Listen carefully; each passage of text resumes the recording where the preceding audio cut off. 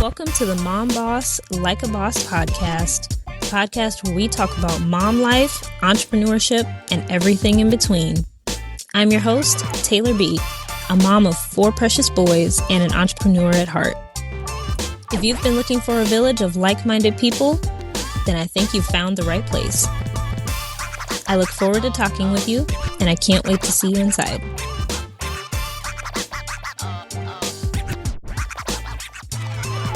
As a wife, mom of 4, and a business owner, the mental load feels more like overload every single day. If you're new here, welcome. I'm Taylor B., the brand and website designer and founder of TB Design Loft, a brand and web design studio that helps moms build sustainable brands that flow with their life instead of control their life.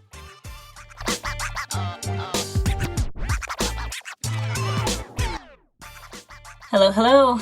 Welcome back to the podcast. Today, we are going to talk about the mental load, or how it can feel, the mental overload.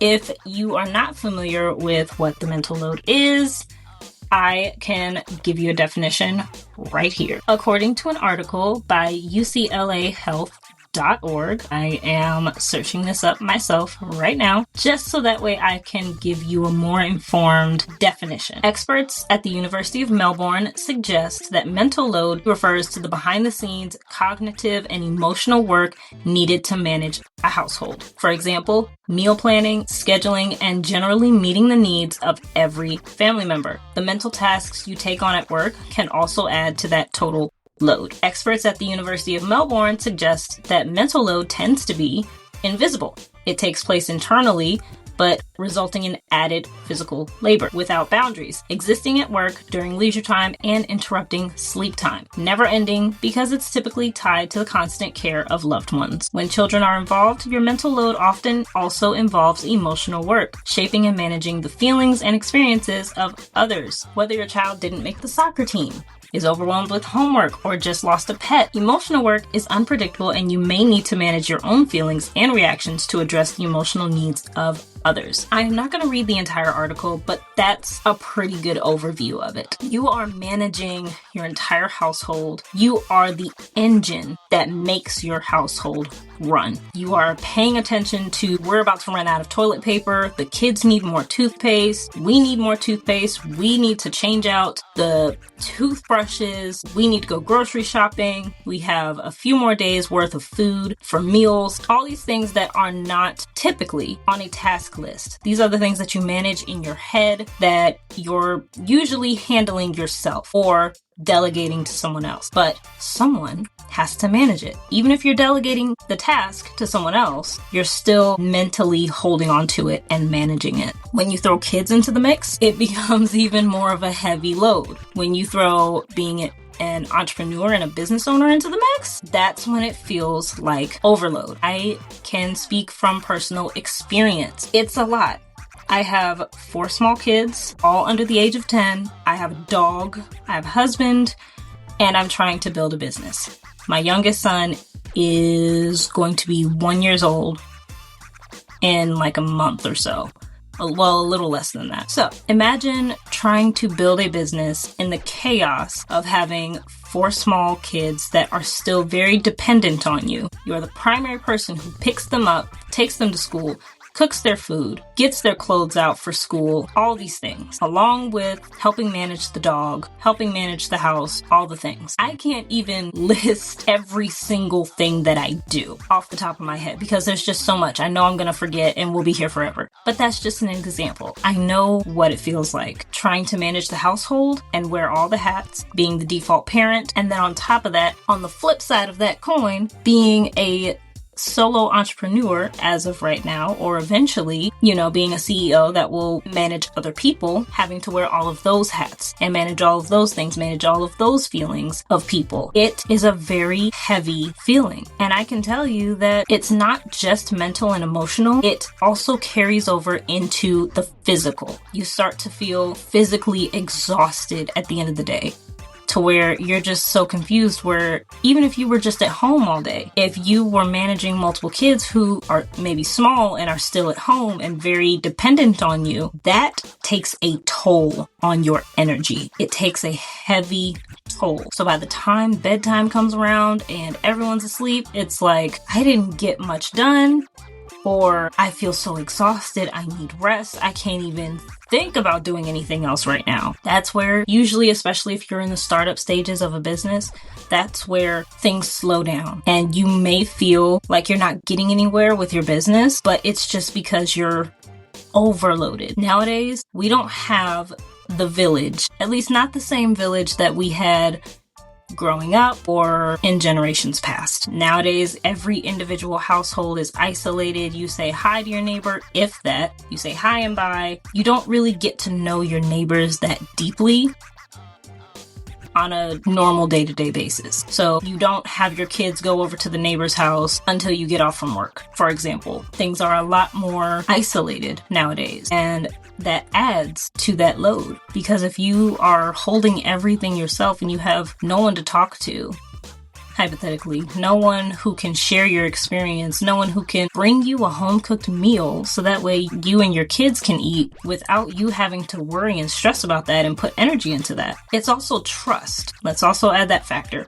It's really hard to trust people nowadays because social media shows us we have so much access to so much information. We're able to see just how crazy these people are out here. Some of them.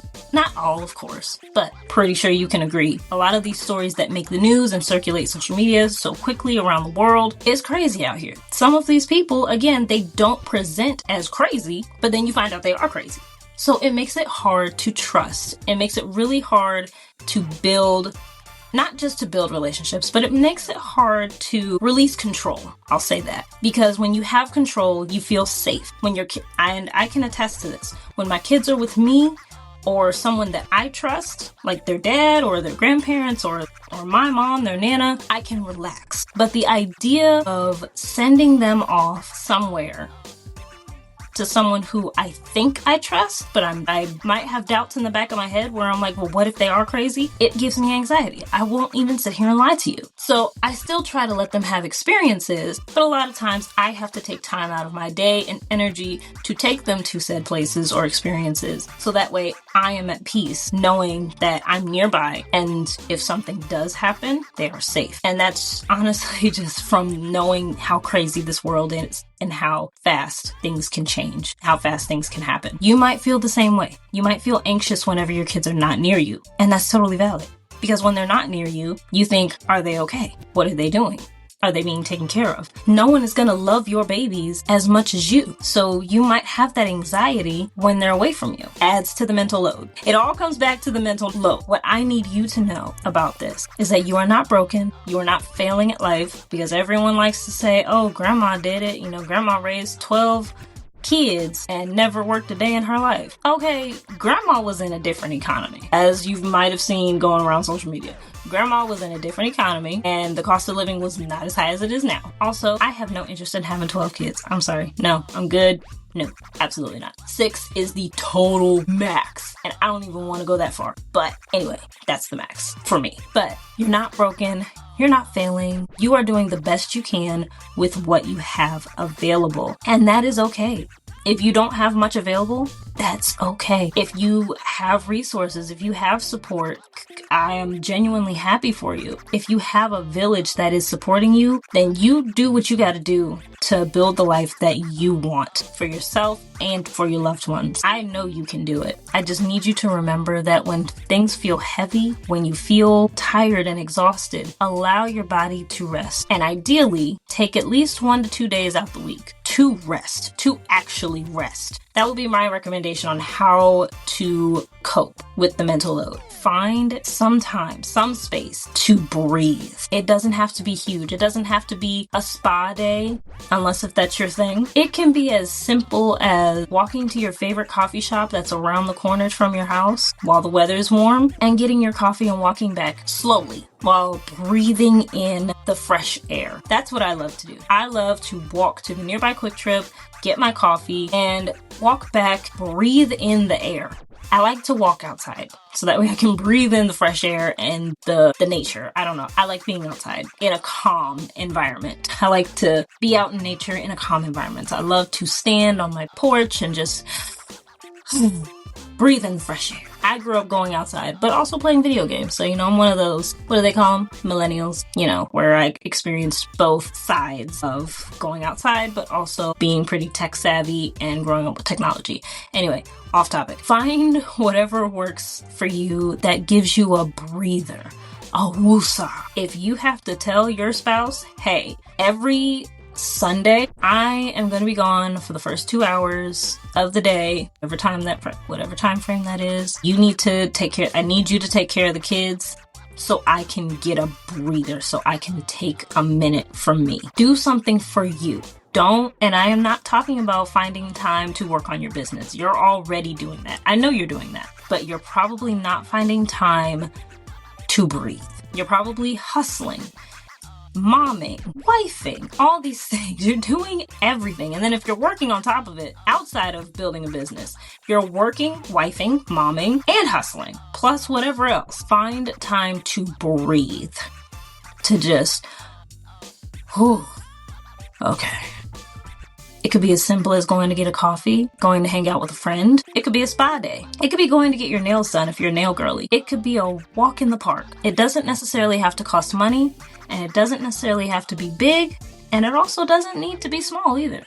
It can be whatever you want. For me, I like to walk and go get my coffee, weather permitting, because I'm not walking in the rain willingly, and I am not walking in the freezing cold. Absolutely not. I live in Wisconsin, so if you live in Wisconsin, you know what I'm talking about. I'm not walking in the winter if I don't have to. Absolutely not. Nope. I will stay in the house or drive. And if I can't drive, I will stay in the house. Find what works for you. So, I'm going to wrap this up. I know that I've been gone a while from the podcast, and that was not intentional. I literally missed one day of recording, and then everything went to HE double hockey sticks. So I'm back. Going to try and stay consistent, try to keep it up. Feel free to message me if I get off track and say, hey, Tay, where's the episode, or what's next? Feel free to hold me accountable in my DMs. I welcome it. Upcoming, I'm trying to make changes to my content to make it make sense. So the goal is to not only talk about, what motherhood and business looks like,